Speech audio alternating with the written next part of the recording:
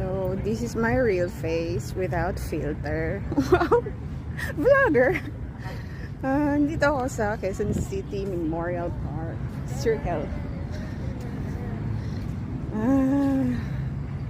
Wala lang. Hindi ako sanay. Walang filter. Ang pangit ko tuloy. Kita yung chubby chicks. Mga tigidig.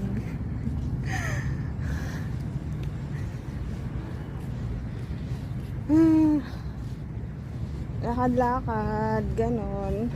30 minutes walk. Tapos pahinga. Tapos tinatry ko mag-squatting. Kasi nga para yun, maging normal delivery tayo.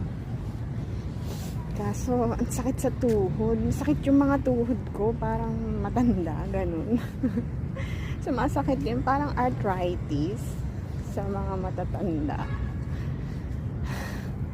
Yun yung paramdam. Buti nga wala akong mga swelling eh. Yun lang talaga yung pinagpapasalamat ko kasi hindi ako kasali sa high risk. Even 35 years old na ako. Wow. Diba? So yeah, and hopefully I'm praying na maging okay, maging successful yung papanganak.